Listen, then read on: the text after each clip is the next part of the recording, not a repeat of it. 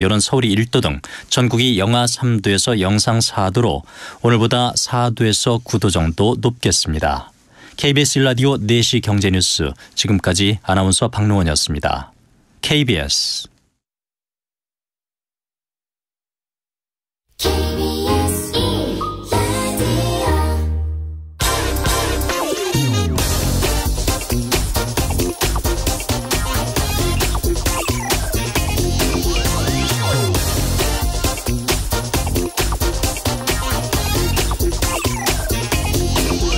우리나라 조선업체들이 전 세계 선박 발주량의 37%를 수주해 2018년 이후 최고치를 기록했습니다. 국내 조선업체들 모두 3, 4년치 일감을 확보했지만 문제는 배를 만들 기능공들이 없다는 겁니다. 용접과 도장 작업은 힘들고 위험한데도 임금이 낮다 보니까 10년 전 20만 명이 넘던 기능공들이 현재는 9만 명도 안 됩니다. 임금을 올려주지 않으려면 방법은 하나밖에 없습니다. 정부는 올해부터 외국인 노동자가 한국에서 단순 노동 경력만 있다 해도 5년 이상 일했고 또 한국어 능력 등 일정 자격을 취득하면 용접과 도장 작업장에서 일할 수 있는 이 전문 취업 비자를 내주기로 했습니다. 조선 분야와 관련 있는 국내 이공계 학과를 졸업한 외국 유학생들이 용접, 도장공으로 취업할 때 그동안 치러야 했던 이 실무 능력 검증도 이제 면제해 주기로 했습니다. 일직선으로 중간에 끊어지지 않게 딱 한 줄로 용접하는 이런 장인 정신이 한국 조선업을 세계 최강으로 만들었습니다. 그걸 보고 외국의 선주들이 한국 조선사에 배를 만들어 달라고 일감을 줬던 겁니다. 한국 조선업 신화를 만든 그 용접과 도장 장인들의 자리를 이제 조선소에서 일해본 적도 없는 외국인 노동자들이 싼 임금으로 채우고 있습니다. 과거 일본의 조선업이 그래서 망했습니다. 네, 경제와 정의를 다잡는 홍반장, 저는 KBS 기자 홍사원입니다. 홍사원의 경제쇼 출발하겠습니다. 유튜브 오늘도 함께 갑시다.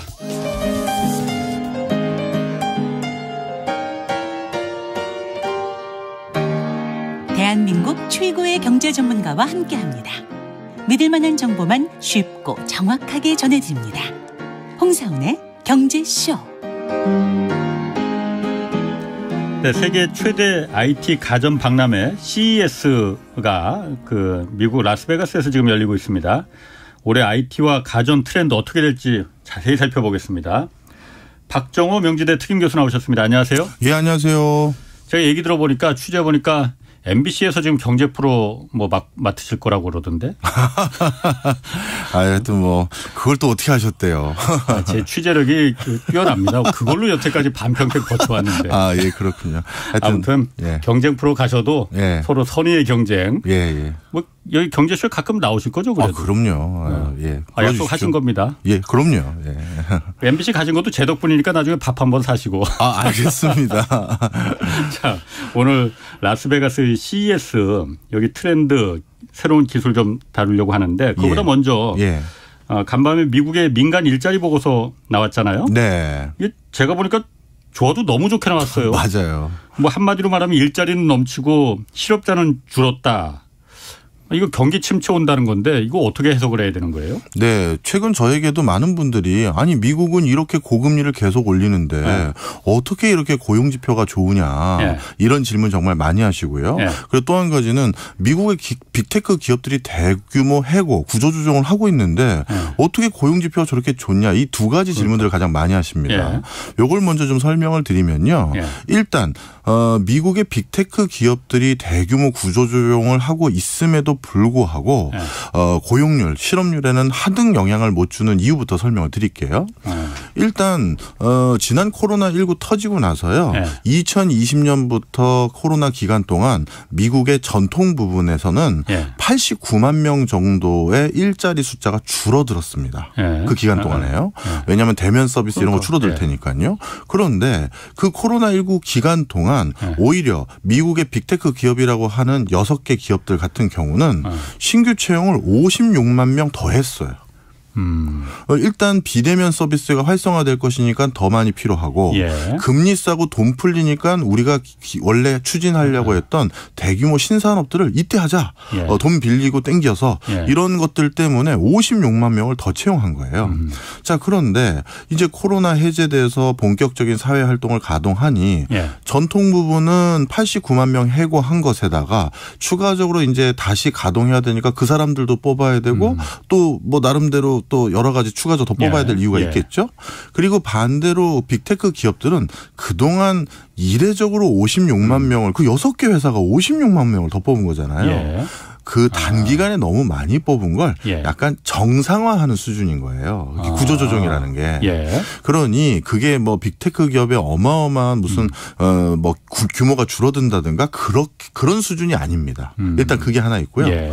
그다음에 그러면 빅테크 기업이 그래도 뭐 10,000명이니 몇 명이 이렇게 감원하던데 예. 그러면 왜 통계에 반영은 안 됩니까? 예. 자, 미국에 그러니까 회사에 그 채용돼서 일하는 그 근로자 수, 일자리 수가 1억 5천만 개가 넘어요. 예. 그럼 1억 5천만 개에서 예. 소수의 빅테크 기업이 몇만 명 해고해도 예. 그거는 통계상 아주 미비한 숫자죠. 따라서 미국의 빅테크 기업의 일부가 대규모 감원을 한다라는 것이 미국의 전반적으로 고용 지표에 영향을 줄 수 있는 수준이 아니다. 이게 하나 있고요. 그다음 두 번째. 예. 그러면 나머지 쪽에서 고용은 왜 잘 일어나느냐. 예. 이제 이건데요. 지금 미국의 고용 시장이 얼마나 좋으냐면 예. 구직자 한 명당 일자리를 가져갈 수 있는 기회가 1.9개 있어요.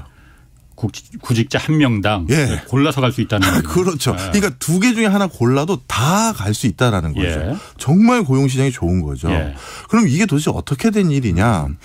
여러 가지 이유가 있는데요. 첫째, 지금 구직 활동에 전혀 관심이 없는 계층이 아주 공고하게 아직 남아 있어요. 예. 그 이유는 어마어마한 규모의 재난지원금 효과가 아직 유지되고 있기 때문입니다. 예. 많은 분들이 우리나라 재난지원금 하면 아마 소상공인들 뭐 예를 들어 1,000만 원씩 지금 뭐 기억들 하실 거예요. 예, 예. 예. 근데 미국의 재난지원금이 개인 말고요. 소상공인들은 금액이 달라요. 예를 들어서 뭐 소상공인 한 사람당 억 이상 받았고 예. 그리고 뭐 체인점으로 몇 개씩 운영하고 있는 분들은 재난지원금을 10억 이상 받은 분도 계세요. 예. 내가 가게 4-5개 있다. 예. 물론 무조건 주는 건 아니고 고용을 유지한다는 전제 조건 계속 정상적인 활동을 한다라는 걸 지원한 거니까요. 그렇죠. 예. 근데 미국의 거버넌스 체계는 우리랑 달라요. 진짜 그렇게 고용을 하고 있는지 열심히 경영활동하고 있는지 다 안 봅니다. 그러니까 돈잔치를 그냥 해버린 거예요. 예. 그러다 보니까 미국의 많은 소상공인들 중에서는 뭐라고 말씀하시는 분이 있냐면 코로나 터지고 자기 수익이 더 늘었다는 거예요. 허허. 예. 그러니까 예전에는 가게를 유지하다 보니 뭐 예를 들어서 식당이라고 하면 식자재 사고 뭐 하고 고정 비용으로 나가는 게 있잖아요. 예. 그걸 해서 매출 거둔 거에 비해서 비용 나가니까 얼마를 벌었는데 지금은 실제 손님이 안 오니까 약간의 고용을 유지하고 재난지원금 받은 게 오히려 수익이 더 커진 거죠. 그럼 이제 그런 분들 같은 경우는 지금 충분한 오히려 소비 여력이 있는 거예요. 예전보다 내가 아직까지 지출을 더 할 수 있는 여지가 있는 거잖아요. 그러면 그런 사람들이 아직 돈을 쓸 수 있는 그 룸이 아직 남아 있는데 그럼 그런 사람들 돈 쓸 때 누군가 서비스 제공해주고 해야 되니 다른 누군가는 사람이 더 필요한 거예요. 그래서 지금 사람을 더 뽑겠다는 니즈가 높아졌는데 자, 그 과정에서 또 미국이 어떤 변화가 일어났느냐. 제가 지난주까지 한 10일 가까이 미국하고 뭐 물론 동남아 잠깐 들릴 일이 있었었는데 출장을 다녀왔습니다. 그런데 그 지난 코로나19 2년 기간 동안 미국이 더더욱 21세기 중심으로 갔어요.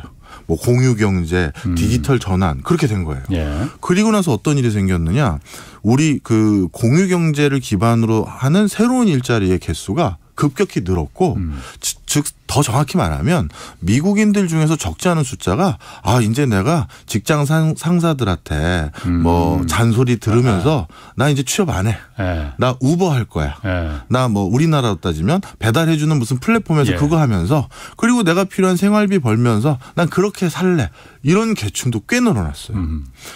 자, 그럼 말씀을 드리면 갑자기 이제 코로나 해제돼서 정상적인 경영 활동으로 다시 전개하다 보니 예. 코로나 기간 동안 89만 명 감원한 것을 또 뽑고 예. 그런데 재난지원금 받아가지고 충분한 소비력이 있는 분들은 예. 더더욱 지출하다 보니 예. 그 코로나19 이전보다 더 뽑아야 되는 업종도 늘어났는데 예. 그 과정에 우버라든가 배달 플랫폼이라든가 이런 곳으로 그냥 나는 그런 일자리로 내가 그냥 생계를 유지하겠다. 예. 이쪽이 또 많은 신규 일자리가 생겨버린 거예요. 예. 그러다 보니 남은 몇 사람들을 가지고 지금 우리 쪽으로 오세요. 이 싸움이 드러난 거죠. 그래서 골라서 간다 이거죠? 맞아요. 그러면은 그게 연방준비제도가 그래서 네. 연착륙이 미국은 네. 다른 나라는 몰라도 미국은 지금 경제 연착륙이 가능할 것 같다라고 자신 있게 말하거든요. 네. 연착륙이라는 게 뭐 다른 거 아닙니다. 그러니까 물가도 잡으면서 고용이나 실업자 수도 그렇게 많이 늘어나지 않고 성장도 좀 어느 정도 일으킬 수 있는 맞습니다. 그게 바로 연착륙이잖아요. 예. 미국은 그게 가능할 것 같다라고 연방준비제도 사람들이 지금 자신 있게 말하고 있잖아요. 맞습니다. 그거 가능하겠네 그러면. 얼마 전에도 그런 자신감을 본인들이 연준 회의 때 그냥 대놓고 피력하셨죠. 예. 올 연말까지 우리 많은 금융회사들은 예. 연말에는 금리 다시 좀 인하할 것 같습니다. 그렇지. 이렇게 예. 진단한 금융회사들이 많았는데 예. 아니야. 우리 올해는 생각 없어. 그러니까요. 그렇게 자신 있게 피력한 이유가 예. 바로 고용지표가 너무 좋아요. 어느 정도로 좋으냐. 이번에 이제 12월 달에 생긴 민간 고용 현황에 대한 보고서를 봤더니 예. 고용 관련한 전문 경제학자들은 예. 이번에는 일자리 수 증가할 게 한 13만 명 정도 증가했을 것으로 봅니다라는 게 일종의 컨센서스였어요. 예. 근데 이번에도 20만 명이 넘게 늘어났어요. 그러니까. 그리고 매달 20만 명 이상씩 신규 고용이 계속 늘어나고 있어요. 그러니까 예상치보다 훨씬 더 웃돌아요. 너무 좋은 거예요. 그러다 보니까 연준 위원들이 네. 금리를 계속 유지하거나 더 올릴 자신감이 붙은 거죠. 그러니까. 일단 물가는 잡아야 되니까. 네. 그게 첫 번째 숙제고요. 네. 하나가 더 있어요. 예. 지금 이렇게 고용시장이 화랑이면 예. 어떻게 되느냐. 사람을 내가 빨리 써서 돈을 벌어야 되는데 지금 오겠다는 사람이 없잖아요. 그러면 인건비 올려둬야 되잖아요. 예. 그럼 임금 인상률은 상당 수준이 지금 계속 되고 있거든요. 그렇죠. 그럼 이렇게 임금 인상률이 계속 높은 수준을 유지한다는 건 이건 또 다른 물가 상승의 압박 요인이거든요. 예. 그것까지도 감안한다면 예. 사실 금리를 지금 내린다는 걸 논의할 단계가 그렇겠네요. 전혀 아니다. 예. 이겁니다. 예. 그러면은 미국이 경기 침체로 온다는데 미국이 그래도 경기 침체 오더라도 연착륙이 가능하다고 말하면은 우리나라도 그럼 연착륙이 덩달아서 좀 같이 가능할 수 있는 거 아니에요 그러면? 참 이게 안타깝게 우리나라는 아닌 것 같아요. 왜 그러냐 하면 네. 이게 뭐 장단점이 있고 국가마다 사회제도의 시스템이 다 다른 건데 제가 이번에 미국 출장 갔을 때 참 큰 변화를 느낀 건데요. 예전에 워싱턴 DC 출장 갔었을 때 달라스 공항에 딱 내리면 뭐 택시 잡아야 되잖아요. 그러면 이제 카트 끌고 공항 밖을 나가면 택시가 쭉 줄을 서 있죠. 그러면 줄 서서 택시 타고 시내까지 가면 됩니다. 근데 이번에 어떻게 바뀌었느냐? 사람들이 일단 택시가 없어요. 택시가 없어요. 왜? 우버에 밀린 거예요. 그런데 공항 자체도 시설물이 바뀌었어요. 오른쪽에는 택시 조닝. 그게 옛날에 큰 부스가 줄어들었고요. 왼쪽에는 써 있어요. 우버존, 리프트존, 이 특정 회사의 그 공유 차량의 대기 줄이 그쪽에 있는 거예요. 근데 저를 비롯해서 저는 이제 오랜만에 코로나 풀려서 출장을 간 거지만 다른 이제 미국 내국인들 그분들이 카트를 끌고 양쪽 중에 어디로 자연스럽게 발길이 더 많이 가느냐? 다 우버 쪽이에요. 그래서 그쪽에 쭉 다 줄을 쓴 거죠. 그런데 이제 우버 같은 경우는 그러면 코로나 터지고 최근까지 어떻게 됐느냐? 우버 운전하시는 분으로 최근 증가한 숫자가 500만 명이에요. 그래서 이 30% 가까이 우버를 운전하는 사람의 숫자가 최근 1년 만에 늘는 거예요. 그러다 보니 이게 미국은 뭔가 새로운 그냥 우리가 단순히 내가 고용주인지 근로자인지가 아니라 본인이 근로자이면서 고용주인 그런 업종들 있잖아요. 흔히 긱 업종이라고 부르죠. 뭐 유튜버도 여기에 해당될 것이고 뭐 이런 건데 그 숫자가 너무 많이 는 거예요. 그러니 꼭 누가 채용을 하든 안 하든 나 스스로 이제 그런 방식으로 돈을 벌 수 있는 룸이 너무 많은 거죠. 그게 경기가 지금 죽지 않은 가장 큰 요인 중에 하나예요. 근데 우리나라는 어떠냐? 우리나라는 내수 경제에서 가장 큰 비중을 차지하는 비중이 건설 부분이거든요. 내수는 부동산과 관계가 커요. 예. 그런데 이 부동산, 건축 이쪽 부분이 지금 거의 뭐 냉기운이 장난이 아닙니다. 그러면 이런 부분에서 신규 고용이나 일용직 근로자들이 더 일을 유지할 수 있는 기회 요인이 크게 줄어들 것이고요. 예. 그다음에 이제 금융 부분에 대한 여러 가지 불안감이 지금 고조되고 있었지 않습니까? 뭐 또 부동산 PF를 비롯해서. 네네.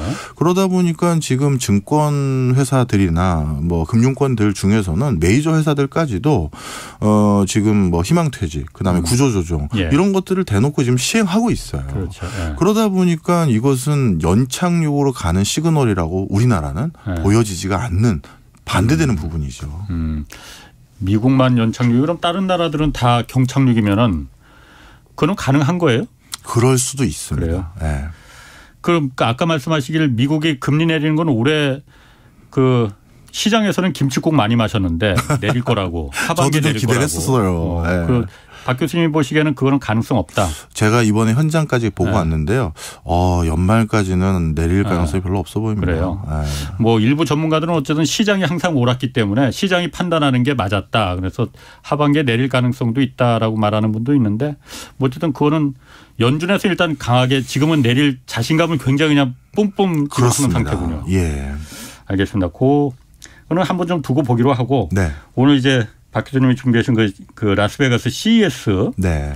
이거 좀 얘기하는데 CES가 일단 가전 IT 박람회죠, 이게. 네, 맞습니다. 이게 왜 중요한 박람회인지, 그래서 경제쇼에서 이걸 왜 지금 말을 해야 되는 건지 그거부터 한번 좀 설명해 주셨으면 좋겠는데. 네. 전 세계에서 아주 독특한 회사 몇 군데가 있어요. 어떤 회사냐면 바로 미국의 빅테크 회사를 비롯해서 IT 플랫폼을 기반으로 움직이는 회사들인데요. 이런 회사들은 없는 시장을 만들어내거나 없는 수요를 창출해낼 수가 있어요. 대표적으로 우리 예전에는 휴대폰이라는 게 있었고 노트북이라는 게 있었는데 그 사이에 패드, 타블렛 이런 개념이 생겼죠. 그거를 집집마다 하나씩 들고 다니게 됐던 가장 큰 새로운 시장이 열린 건 애플에서 아이패드를 만들어내서 그 시장을 인지시키고 야 나도 하나 사보자 이렇게 새로운 산업을 하나 만들어낸 거예요. 혁신으로. 바로 지금 이 2023년 뭐 미국 또 약간 포함해서 대부분의 국가가 경기가 위축되거나 아니면 정체되거나 심지어 침체 국면으로 갈 것이 우려되는 상황에서 그럼 이 그 악순환을 탈피할 새로운 돌파구 그걸 어디서 찾아야 되느냐 했었을 때 앵커 기업이나 선도 기업이 아닌 팔로우 해야 되는 기업들은 사실 이런 앵커 기업이 판을 벌려줘야 생태계를 열어줘야 거기에 하청이 되거나 뭐 앱을 개발하거나 이렇게 되는 거거든요. 그러다 보니까 활로를 모색할 길을 지금 어디서 찾아야 되는지를 들여다볼 수 있는 제일 절호의 찬스가 세계적인 선도 기업들이 지금 연구하고 발전시키는 분야가 뭔지를 봐야 되는데 그 장이 바로 CES인 겁니다. 그럼 올해 CES는 하필이면 라스베가스에서 열리는지 모르겠지만 거의 뭐 호텔들도 많고 그래서 그런가요? 그럼 이번 CES에서는 새로 그러니까 혁신을 선도할 수 있는 그런 어떤 신기술이나 뭐 그런 제품들이 좀 있었습니까? 뭐 우리나라를 포함해서 많은 사람들이 통칭해서 부르는 이 메타버스라는 거 있지 않습니까? 그리고 또 비즈니스 모델로는 O2O라고 부르는데요. 오프라인과 온라인을 결부하는 비즈니스. 이게 가장 큰 키워드다. 이렇게 보면 될 것 같습니다. 특히 이 메타버스 시장에 주목하는 이유가 있어요. 사실 코로나 터지고 또 올해부터 경기 침체가 예상되면서 아마 다시 또 참 이게 불편한 진실인데요. 거의 대부분의 국가에서 양극화가 또 심화될 거예요. 그런데 이렇게 양극화가 심화되면 반드시 오히려 화랑이 되는 분야가 있어요. 온라인이에요. 양극화가 심화될 때 온라인이 화랑이 됩니다. 왜 그렇죠? 두세 가지 요인이 있어요. 일단 실직을 하거나 구직 활동이 길어지거나 아니면 자기가 이제 자금 여력이 좀 줄어들어서 바깥에 놀러 나가고 여행 갈 여지가 안 되는 모든 분들이 다 어디에 시간을 쏟겠습니까? 집에서 스마트폰 보고 컴퓨터 보는데? 맞아요. 온라인에 체류하는 시간이 훨씬 더 길어지는 게 통상적이에요. 그래서 게임 업계들이 이런 소리를 하거든요. 우리 게임 업계는 사실 불황형 사업에 가깝습니다. 이런 소리도 합니다. 왜? 경기가 침체했었을 때 게임에 체류하는 시간이 오히려 늘어나는 거예요. 그러다 보니까 2023년 오히려 어디에 더 투자하고 어디에 기반을 닦아야 될 시기라고 보냐 하면 바로 현실 세계인 오프라인이 아니라 온라인에 주목해야 된다라는 생각을 하는 게 있고요. 그다음 두 번째는 MZ 세대들을 비롯해서 우리 그 홍 기자님하고 저 같은 경우는 디지털 이주민이지만 MZ 세대들은 디지털 원주민이잖아요. 이 사람들을 더 훅을 잡을 절호의 찬스, 절호의 판을 열 그런 기회가 바로 온라인에 있다는 거예요. 특히 MZ세대들은 경기 침체가 일어나서 본인들이 현실 세계에서 기회 요인을 더 얻기가 어려울 때는 미지의 땅, 미개척지 거기에서 오히려 더 큰 기회 요인을 찾게 되겠죠. 바로 그게 메타버스인 거예요. 현실 세계에선 난 기회가 없어. 하지만 가상 공간에선 내가 거기서 뭔가를 할 수가 있고 의미 있는 존재일 수도 있고 이제 돈을 벌 수도 있다. 이런 데 더 천착할 가능성이 높거든요. 그러다 보니까 앞으로 이 메타버스라는 다양한 형태의 가상 공간에 적지 않은 미래지향적인 소비자들이 많이 관심도가 높아질 것이고 거기에 판을 벌 여러 가지 그 뭐 비즈니스 모델, 디바이스, 소프트웨어 이런 것들이 지금 장이 열고 있는 거죠. 그 오토라는 게 그러니까 온라인과 오프라인을 갖다가 연결시켜주는 거라는 거잖아요. 그게 메타버스가 그 역할을 하는 그 맞습니다. 플랫폼이 된다는 거잖아요. 그런 기능도 있죠. 일부. 그럼 이번 그 CES에서도 메타버스가 주로 이제 그 많은 그 전시가 되고 새로운 기술들이 나온 거라 보는 거죠? 맞습니다. 대표적으로 가장 주목하고 있는 여러 가지가 있는데요. 어디서든 편하게 내가 메타버스 시장에 빠져들 수 있으려면 뭔가 이제 지금 우리가 휴대폰 들고 있는 것 같은 디바이스가 필요한데 일단 디바이스 분야에서는 이 디바이스의 만족감을 극단적으로 늘릴 수 있는 나는 분명 요만한 작은 내 손바닥만한 걸 가지고 있었는데 이걸 피고 늘려서 순식간에 몰입감 있는 어떤 영상을 제공해 줄 수 있는 이런 디바이스의 다양한 것들이 지금 보여지고 있는 게 있고요. 이건 하드웨어적인 거고요. 그다음에 또 한 가지가 뭐냐면 이 스마트 글라스라고 부르는 것들이에요. 이 애플 CEO도 이런 말씀을 하셨고 삼성의 부회장도 이런 비슷한 말씀하셨고 그다음에 중국의 빅테크 기업들도 이런 얘기들을 했는데요. 애플의 CEO는 우리 애플이 언젠간 아이폰을 전 세계의 사람들이 안 들고 다니는 세상을 지금 준비하고 있다. 그리고 삼성 같은 경우도 스마트 글라스 우리도 출시할 거다. 뭐 이런 여러 가지 얘기가 있어요. 그 스마트 글라스는 뭐냐 하면 뭐 유튜브로 보시는 분들은 제가 안경 쓰고 있잖아요. 이 안경이 일종의 지금 휴대폰, 스마트폰이 하고 있는 역할을 다 하는 거예요. 그 눈버리지 않을까요? 그런데 그거에 대해서 상당히 많은 개선이 일어난 거예요. 2012년에 구글에서 스마트 글라스를 원류해야 되는 걸 나왔어요. 그거는 어떤 수준이냐면 지금 기자님이 우려하신 거랑 똑같습니다. 그 멀미나요. 눈 이제 오래 보면 시력에 위험이 있다 이런 것도 있고요. 제일 우려됐던 건 사실 뭐냐면 이걸 쓰고 있잖아요. 그러면 슬슬 여기가 뜨끈뜨끈해져요. 배터리 때문에. 겨울에 좋겠네. 그런가요? 귀 근처가 뜨끈뜨끈해집니다. 근데 이번에 유튜브 찾아보시면 많이 나올 텐데요. 중국의 빅테크 기업들의 그 뭐랄까요 연동해서 만든 스마트 글라스라든가 애플의 스마트 글라스라고 뭐 주장하는 여러 이미지들이 있는데 보면 뭐 제가 지금 쓰고 있는 안경 수준으로 얇은 건 아니지만 웬만한 선글라스 수준이에요. 착용감이. 그러다 보니까 일단 옛날 같은 그런 뭐 하드웨어적인 단점은 없앴고 그리고 눈 시력에 대해서는 어떻게 됐느냐. 이게 실제 실사 사람들이 보는 이 그 뭐랄까요. 저 정확도와 디바이스가 그걸 똑같이 뒷받침하려면 3000 ppi 이상 정도의 해상도를 보여야 되는데 실제 그게 디스플레이 기술로 구현이 가능한 수준이 됐고요.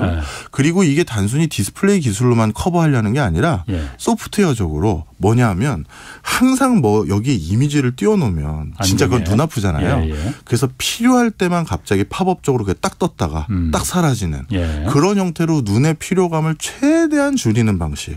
이런 방식으로 스마트 글라스를 구현하는 것들을 지금 막 장이 벌려지고 있는 거예요. 그러면 또 이게 새 판인 거죠.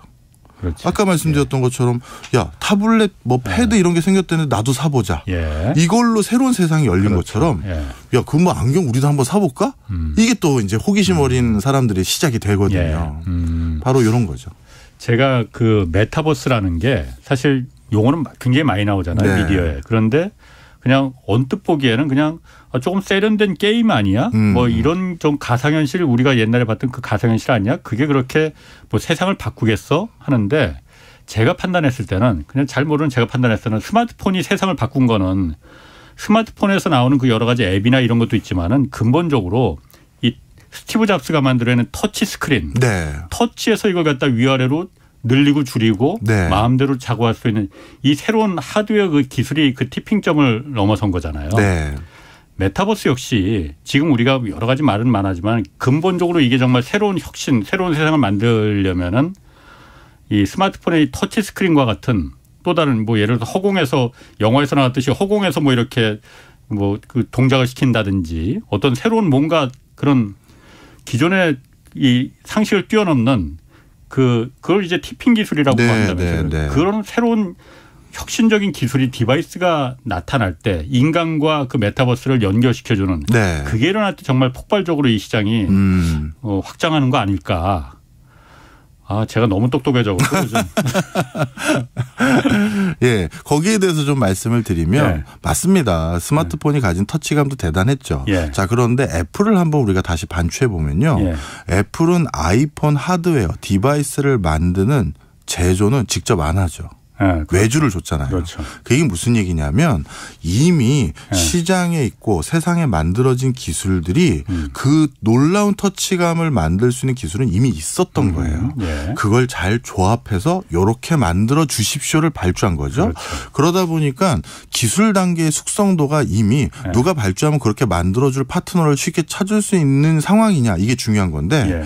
일단 메타버스도 디바이스 차원에서는 네. 아까 말씀드린 것처럼 2012년 구글의 그런 여러 가지 스마트 글라스를 대표하는 그런 메타버스를 구현하는 그 당시 기술보다 예. 지금 기술은 누군가가 세련된 요구사항으로 이런 사양으로 만들어 주십시오 했었을 때 그냥 그걸 만들 수 있는 기술이 널려 있는 상황이에요. 야. 그러다 보니 예. 큰 어떤 판을 열 수 있는 그러니까 뭐 발주를 막 500만 개 만들어 달라 이럴 수 있는 MS니 구글이니 페이스북이니 이런 데서 예. 그걸 발주한다면 구현할 수 있는 기술 숙성도는 이미 와 있다. 그게 하나 있고요. 예.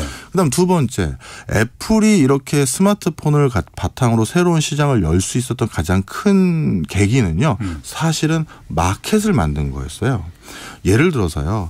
우리가 그 애플의 아이폰이 나오기 전에 우리나라의 삼성이나 LG도 우리가 들고 다니는 휴대폰 당시 예. 피처폰이라고 하는 예.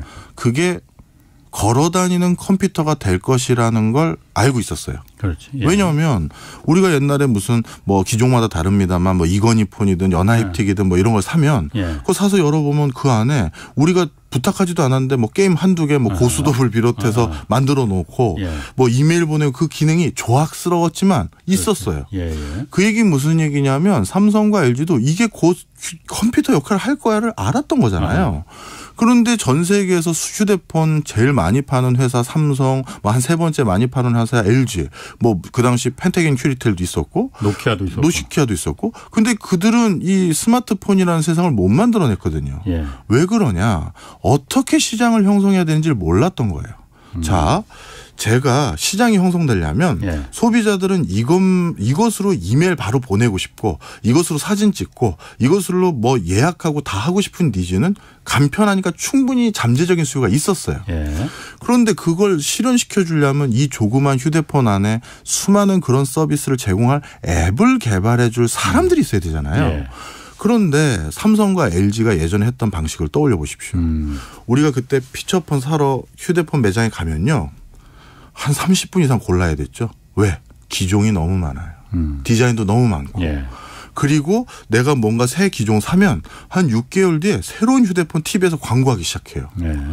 그러면 그 소프트웨어를 개발하는 사람 입장에 생각해 보세요. 예. 내가 어떤 영화 예매하는 하나 시스템을 개발해서 예. LG 휴대폰에 넣었어요. 예. 그런데 LG가 휴대폰이 한 4-5종류 이상을 팔고 있어요. 예. 그리고 버튼의 크기도 다르고 버튼의 개수도 다 달라요. 예. 그러면 내 소프트웨어를 조작하기 위한 버튼과 매칭하는 그 버전을 벌써 4-5개를 만들어야 돼요. 예. 그리고 그렇게 만들어서 만약에 계속 팔 수 있으면 안정감 있게 만들겠는데 6개월이면 새로운 휴대폰 또 나와요. 근데 그건 또 모양도 다르고 크기도 또 달라요. 디자인적인 만족도는 우리가 컸죠. 예. 하지만 소프트웨어를 개발하는 사람 입장에선 이거는 마진이 남는 장사가 아니에요. 계속 수정 보완하고 다시 바꿔서 또 런칭해야 되고 예. 화면 크기도 다 달랐으니까. 예. 근데 애플사는 스티브 잡스는 그걸 알았던 거죠. 예. 이걸 시장을 형성하려면 공급자에게 안정감을 줘야 된다. 우리 애플은 무조건 이렇게 소프트웨어를 개발해와. 예. 그러면 전 세계 중학생도 소프트웨어를 개발하면 전 세계 모든 아이폰 소유자들이 그 앱을 이용할 수 있도록 내가 자연스럽게 시장을 표준화해 줄게. 예. 바로 그걸 해놓은 거예요. 그래서 애플 아이폰은 첫 아이폰 원년의 버전부터 지금 최근 버전까지 그냥 옆에 측면이나 뒷면이 아니라 앞면만 보면 크게 달라진 게 없죠. 밑에 버튼 하나고. 예. 달라지면 안 되는 거예요. 예. 그거는 내가 구축한 시장이 깨지는 거예요. 예. 자, 그러면 이번 메타버스도 결론이 나온 거죠. 이미 유튜브에서 여러 지금 뭐 시모델로 나온 스마트 글라스든 뭐 확장형 디바이스든 구현 가능한 수준까지 온 거예요. 예. 그러면 이거를 전 세계적으로 파급 효과를 일으킬 수 있는 빅보스, 여기서 말하는 빅보스는 당연히 빅테크 기업이겠죠. 이런 데서 이렇게 만들어만 와. 내가 쫙 뿌릴게. 그리고 우리는 스마트폰 같은 걸 열어봤던 사람으로서 많은 시장 참여자들이 혼란스럽게 안 할 거야. 이 스마트 글라스든 뭐 확장형 뭐 패드든 네. 여기에 요렇게만 만들어 오면 그 디바이스 산 사람들이 전 세계 어디든 다 쓸 수 있도록 네 거 다 팔아줄게. 이걸 만들어 본 사람들인 거예요. 네. 그러다 보니 지금 많은 뭐 ICT 기업들 새로운 활로를 모색해야 될 엔지니어들 이런 사람들이 CS에 주목하면서 내가 뭘 만들어 너한테 갖다 주면 이게 다 팔 수 있는 건데 이제 이걸 주목하는 시점인 거죠. 그럼 그 스마트폰에 이어서 새로운 혁신이 이제 메타버스가 될 가능성이 매우 크고 네. 거기에 대한 혁신적인 새로운 기술들이 그러니까 이번에 CES에서 나왔다. 네. 또 다른 CES가 가장 주력하는 게 거기서 관심 있는 게 사람들이 네. 자동차, 자율주행 뭐 이런 거잖아요. 네. 그런 부분도 그러니까 미래 자동차 부분도 이번에 좀 혁신적인 게 있었어요? 예전보다는 오히려 조금 줄어들었어요. 사실 CES의 오프닝 세레모니는 예. 대부분 휴대폰이나 이런 쪽에서 담당을 해왔었는데 예. 몇 해 전부터 코로나 특이 터지고 나서는 그리고 터지기 전에는 전부 자동차가 오프닝을 거의 꽉 장악했어요. 그리고 CES 기간 저도 CES는 한 2번 가봤었는데 3번 가봤었는데 예. 예전에 그러면 이제 CES 그 전시장 안뿐만 아니라 그 바깥에 많은 오브제들을 활용해서 자신의 기업이나 제품을 알리려는 예. 그런 행사들이 있는데 예. 최근 한 몇 년 동안은 예. 바깥에 다양한 자동차들이 계속 라스베가스를 돌아다니는 거예요. 그런데 그때보다는 지금 약간 줄어들긴 했지만 예. 여전히 자동차에 대한 화두는 굉장히 높은 상황입니다. 그건 왜 그러냐면 이것도 또 간단해요. 아까 메타버스 시장에 대해서 더 관심도가 높아진 이유가 경기 침체로 네. 사람들이 온라인에 체류하는 시간이 더 늘어날 것이다. 예. 그리고 MZ세대들이 현실 세계에서 기회를 많이 못 누리다 보니 그럼 내가 온라인은 내가 기성세대보다 더 잘 알지 더 빠르지 예. 그걸 활용해서 온라인에서 기회 요인을 찾다 보니 메타버스에 천착할 것이다. 예. 이 수요자들을 또 고려한 시장 분석이 있기 때문에 가능한 거라 말씀드렸잖아요. 예. 자, 그런데 자동차도 똑같아요. 예를 들어서 저도 하루가 24시간인데 예를 잠자는 시간 8시간 정도 잡고 예. 밥 먹는 시간 점심 아침 뭐 저녁 3시간 잡고 하면 한 12시간은 제가 뭐 생산적이거나 어텐션하고 보내는 시간이 아닌 그냥 버리는 시간이라고 가정할게요. 예.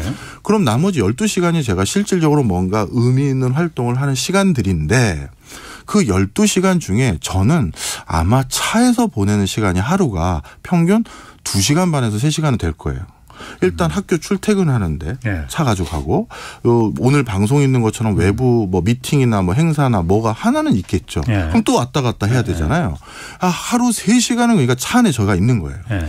그러면 제가 그 잠자고 밥 먹는 시간 말고 뭔가 의미 있게 내가 인지하면서 활동하는 시간이 12시간이 있는데 그 12시간 중에 3시간을 차 안에서 보낸단 말이에요. 예. 근데 이 3시간 차 안에 있는 시간은 가장 저에게는 안락한 시간이죠. 왜? 저 혼자 있고 예. 다른 누군가에게 방해도 안 받잖아요. 그래서 어떨 때 저 기분 좋을 때는 막 노래 부르면서 운전하면서부터 가요. 예. 그러니까 제가 하고 싶은 걸 마음껏 하잖아요. 예. 그것은 무슨 얘기냐면 그 3시간은 비즈니스 하는 사람들 입장에선 가장 공략해야 될 시간인 거예요. 아, 비즈니스 쪽 측면에서. 그렇죠. 어허. 이제 언젠지 모르겠지만 예. 자율주행 시대가 열릴 거고 예. 그러면 또 자동차는 돌아다니는 가전제품이 될 텐데 예. 그러면 생각해 보세요. 차를 제가 tas어요. 예. 그럼 앞으로는 그러면 또 자동차는 돌아다니는 가전제품이 될 텐데 예. 그러면 생각해 보세요. 차를 제가 탔어요. 네. 그럼 앞으로는 뭐 먼 미래지만 버튼 누르고 네. 학교 하면 학교에 저절로 간단 말이에요. 네. 그럼 학교 갈 때까지 한 40분 동안 지금 운전하느냐고 정신없지만 네. 이젠 그 40분 동안 제가 뭐 해야 될까요? 아마 차 전면에 큰 디스플레이에 제가 이제 이것저것 검색하고 눌러보겠죠. 어젯밤에 보다가만 드라마 넷플릭스에서 다시 보여줘 하면 거기서 보는 거고 갑자기 집에 가는 퇴근길이면 쇼핑하고 싶으면 거기서 쇼핑해도 되는 거고 그러다 보니까 이제 앞으로 CES에서 자동차라는 건 물론 지금이야 경기가 좀 주춤하니까 좀 덜 나오긴 했지만 이건 앞으로는 안 나올 수가 없는 테마예요. 그 시장을 공략하는 자가 앞으로 21세기의 최고의 승자가 될 가능성이 많고요. 실제 그것에 대해서 이번 CES에 또 주목할 부분이 컨텐츠 비즈니스에 대한 여러 논의들이 너무 많았어요. 왜냐하면 시간을 온라인에서 보내고 네. 시간을 이런 차에서 보내고 아주 쾌적한 뭐 갑자기 커지는 디바이스를 활용한다면 뭘 재밌는 걸 더 보여주기가 좋은 환경이 된 거잖아요. 그렇죠. 그래서 사실 이게 아주 오래된 얘기지만 한 몇 해 전에 네. 전 세계에서 단일 건수로 가장 큰 M&A가 일어났던 게 월트 디즈니가 폭스 TV를 인수한 거였어요. 아니 전 세계 매머드급 한 100년 가까이 컨텐츠를 제일 많이 만들어왔던 두 회사가 합병한 거예요. 근데 합병을 하면 당연히 그 합병 보고서를 주주들에게 또는 잠재적 주주가 될 사람들에게 보고하잖아요. 그 보고하는 여러 문맥과 내용 그리고 실제 언론 발표했었을 때 했던 게 뭐냐면 아까 그런 거예요. 이제 차 안에서 3시간씩 보내실 때 제일 컨텐츠 많이 가지고 있는 우리 두 회사가 합친 겁니다. 그럼 보여줄 게 더 많아지고 풍성해지고 그렇게 되는 거죠. 그러다 보니까 이번 메타버스에서도 사실 상당 부분이 또 컨텐츠 비즈니스들도 많았었어요. 그럼 자동차와 메타버스 사실 이게 전부 다 어떤 그 소비자들의 이 데이터들 네. 그러니까 그냥 일반적인 소비자 패턴이 아니고 네. 그 각각의 개인 홍사원은 어떤 영화를 좋아하더라. 홍사원은 뭐 예를 들어서 박정호는 차 타고 다니면서 어떤 걸 예를 들어서 어디를 자주 가고 쇼핑은 어디를 주로 어느 백화점을 주로 네. 자주 이용하더라. 이런 데이터들이 다 그 회사들은 아는 거 아니에요. 그렇죠. 그렇기 때문에 그게 더 큰 비즈니스가 될 수 있다는 거고. 네, 맞습니다. 이것도 좀 설명을 드릴게요. 네. 우리가 성공한 기업과 실패한 기업 예. 어떻게 구분하느냐? 쉽게 말하면 성공한 기업들은 그 성공한 기업에 근무하고 있는 구성원들 또 CEO는 그냥 그들의 의사결정이 옳았기 때문에 성공한 거고 그렇죠. 실패한 기업은 그들의 의사결정이 잘못됐기 때문에 실패한 거예요. 예. 그럼 의사결정을 내릴 때 제일 중요한 근거가 뭘까요? 그게 바로 데이터예요. 이 제품을 비싸게 팔아야 돼, 싸게 팔아야 돼. 저기에 전략 기지, 공장을 세워야 돼, 말아야 돼. 예. 소비자들에게 이 드라마를 좋아할지 안 좋아할지 모르잖아요. 예. 그런데 그거를 알고 비즈니스를 하면 이건 땅 짚고 헤엄치기겠죠. 좀 심하게 말하면. 예. 그런데 그러한 의사결정을 정교하게 하고 잘하고 더 정확한 시점에 할 수 있는 그 근거가 바로 데이터거든요. 그러다 보니까 특히 메타버스도 분명 특정 메타버스 세계에 많은 사람들이 몰릴 수밖에 없는데 예. 그러면 거기에서 또 쏟아질 어마어마한 데이터들을 그렇죠. 우리가 절대 놓쳐서는 안 된다. 그 개인의 실제 데이터잖아요. 맞아요. 아마 저뿐만 아니라 우리 홍 기자님 그리고 많은 분들이 아마 그런 경험 많이 하셨을 텐데 아 맞아 우리 저기 강아지 사료 떨어졌으니 아니면 집에 내가 뭐 이번에 뭐 골프채를 바꿔볼까 낚싯대를 바꿔볼까 이렇게 할 때 갑자기 휴대폰에 뭘 뜨면 그게 떠 있어. 나 가끔 무서워요. 네. 어떨 때는. 아니 내가 말을 하는 걸 얘네가 다 녹취를 하는 건가 싶기도 하고. CCTV에 달려있나? 진짜로요. 저도요. 네. 그래서 저도 참 바보같이 이걸 왔다 갔다 들여다도 봐요. 전화기를. 네. 진짜 그런 정도죠. 네. 지금도 그런 수준인데 네. 그들이 더 많은 데이터를 갖게 되면 더 더 놀라운 일이 일어나는 거예요. 실제 어떤 일이 있었냐면요. 이건 미국에서 진짜 아주 유명한 일화예요. 몇 해 된 일인데도 예. 그 미국의 그 고등학생 자녀를 딸을 둔 부모님이 예. 미국의 그 저기 이커머스 회사인 타깃이라는 회사가 있어요. 예. 타깃이라는 그 회사에게 나름대로 소송 아닌 소송을 걸었어요. 기분 상했다고. 뭐냐면 내 딸은 여고생인데 네. 내 딸에게 이 타겟이라는 이커머스 회사가 브로셔를 보내줬는데 딸이 보내달라고 한 게 아니라 뭘 보내줬냐면 출산을 앞둔 사람들이 사야 될 용품들만을 정리한 브로셔를 보내준 거예요. 근데 이 아버님은 기분이 상한 거죠. 내 딸이 고등학생인데 이게 뭐냐 니네. 그러면서 하여튼 뭐 그걸 이슈화했어요. 그런데 결론이 뭔지 아시죠? 대충 짐작은 가겠네. 네. 예. 그 딸이 아버지도 모르는 상태에서 임신을 하고 있었던 거예요. 그래서 본인은 임신을 했으니 예. 걱정이 되니까 검색도 해보고 뭐도 했겠죠. 그게 타깃이 어떻게든 그 데이터 마이닝을 해서 임신을 앞둔 여성이구나. 브로셔 보내드려. 이걸 한 거예요. 벌써 데이터의 무서움이 이게 7년 전인가 5년 전 버전이거든요.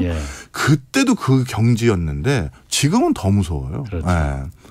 그러니까 그러면은 그런 데이터를 갖고 있는 기업들이 앞으로는 살아남을 만한 기업들인데 그렇죠.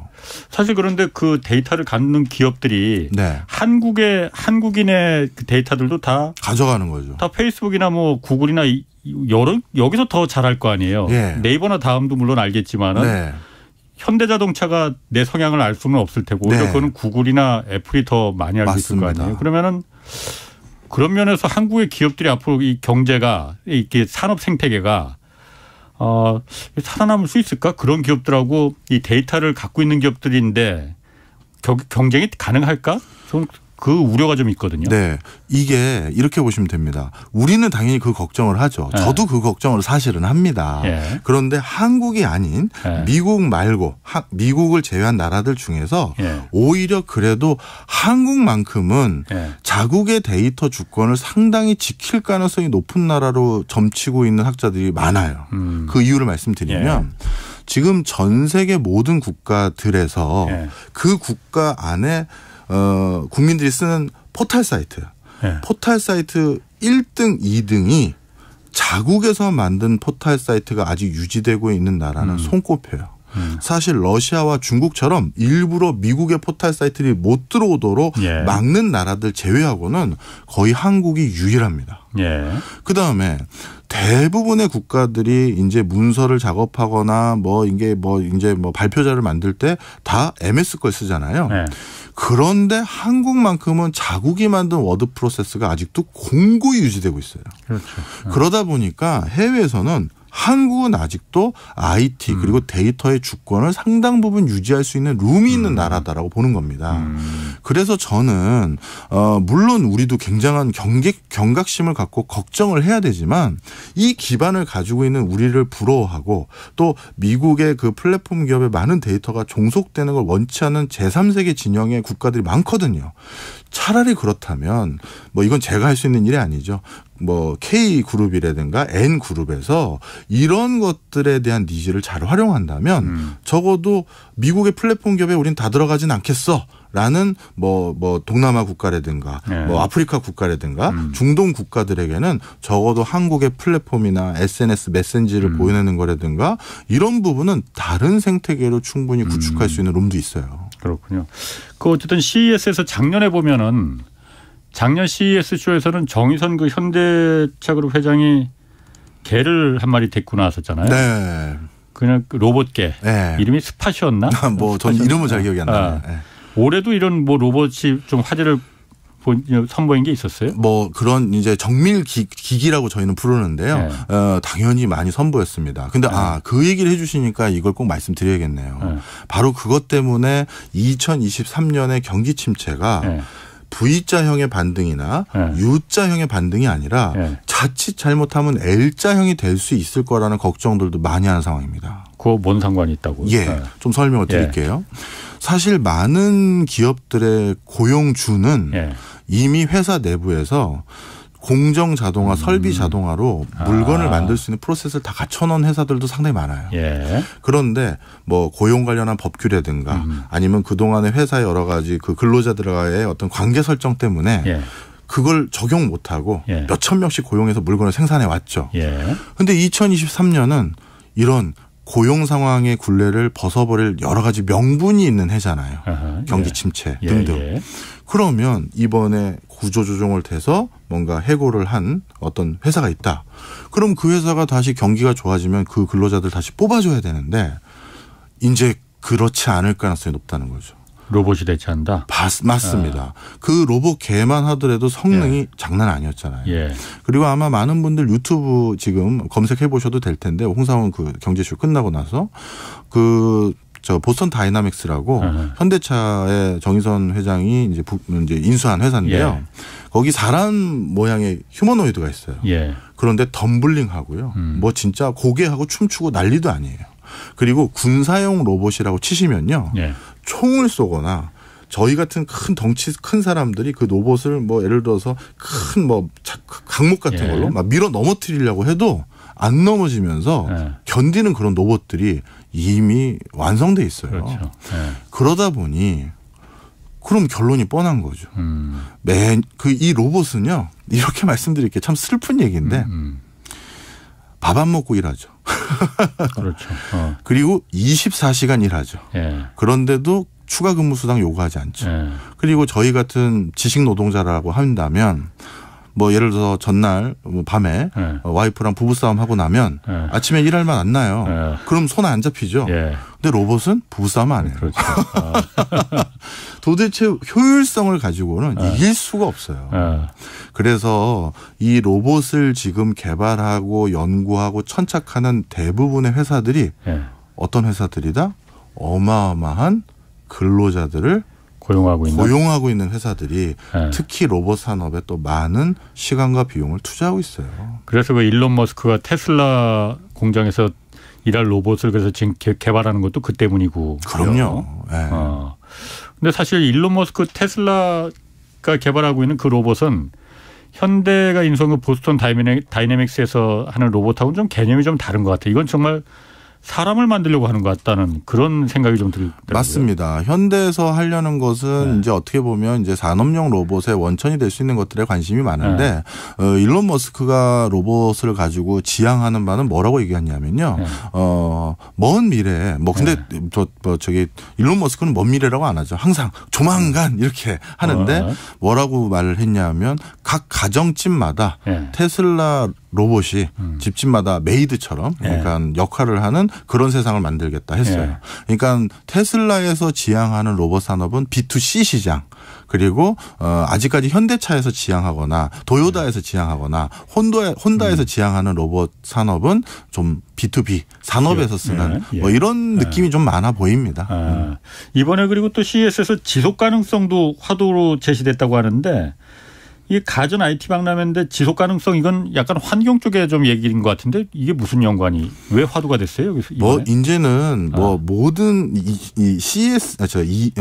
ESG나 이런 지속 가능성 같은 경우는 이제 선택이 아니라 필수예요. 이제 소비자들이 그 제품을 만드는 과정에서 유발되는 환경 오염이라든가 이런 것들은 단순히 전통적인 제조 분야가 아니라 이 전자제품에서의 전기 소모량이라든가 이거를 만드는 과정에서 그 팍스콘 공장과 같은 곳에서 뭐 인권 유린이 있는 건지 없는 건지 이런 것들을 전부 다 감안하지 않고서는 기업의 이미지라는 걸 또 기업이 이제 거짓말을 할 수 없는 세상이 됐어요. 이 SNS, 뭐 유튜브 이런 것들 때문에요. 이제 숨긴다는 게 거의 불가능에 가깝고요. 그러면 이제 이거 자칫 잘못하면 그런 이슈가 크게 터지면 한 번에 큰 데미지를 입게 되겠죠. 그렇죠. 바로 그러다 보니까 그거를 그냥 뭐 필수라고 생각하고 이제 하고 있습니다. 이제 이런 내용이 보여지고 있는 거죠. 그래서 지속 가능성이 그러니까 이번에 어쨌든 거기서 강조가 된 거군요. 그러니까 일반적인 의미의 지속 가능성을 말하는 거군요. 네. 그리고 하나가 더 있습니다. 그리고 이제 생태계가 이제 다시 메타버스 얘기로 다시 돌아가긴 하는 건데요. 메타버스가 기존의 온라인 시장하고는 또 뭐가 다릅니까? 이것도 이제 지속 가능성과 다른데 아주 단순하게 말씀드릴게요. 예전에 싸이월드 시절에 제가 그 시절의 사람인데 싸이월드에서 저는 철저히 소비자였어요. 예. 뭐 거기에 있는 음악 사고 도토리로 뭐 사고 그렇지. 이런 건데 예. 메타버스는 내가 생산자 역할을 할 수가 있는 거예요. 그러니까 그 가상 공간에서 그렇죠. 물건을 팔거나 내가 뭘 할 수가 있는 거죠. 그래야 더 지속 가능한 거예요. 네. 그래서 아까 말씀드린 MZ 세대들이 메타버스에 더 천착할 수 있는 요소가 내가 이제 현실 세계에서 나를 인정해 주지도 않고 나를 누가 너는 가치 있는 사람이다라고 인정 안 했지만 내가 이 온라인 세상에서는 내가 왕자고 뭐 유명한 사람이고 사장님이고 그러다 보니 거기에 더 천착할 수 있는 세상. 그래야 거기에 사람들이 더 관심을 부여하고 가치를 부여하니 그게 또 지속 가능하다. 이제 이런 관점도 있는 거예요. 그러니까 그 지속 가능이라는 게 환경만 얘기하는 게 아니라 소셜이나 이런 많은 것들이 같이 결부된 좀 큰 개념입니다. 그러니까 환경만의 지속 가능을 말하는 게 아니고 그런 어떤 새로운 비즈니스 영역을 그런 온라인 공간에서 비즈니스 영역을 지속 가능하게 그렇게 만든다. 그거는 정말 그 메타버스가 각광받을 수 있는 그 화두가 될 수 있을 것 같네요. 자, 얘기 잘 들었습니다. 박종호 명지대 특임 교수였습니다. 고맙습니다. 감사합니다. 내일 오전 11시는 유튜브로 경제쇼 플러스 업로드됩니다. 이번 주에는 김영익 서강대 교수와 2023년 이 자산 배분 전략 어떻게 짜야 할지 자세히 좀 살펴보겠습니다.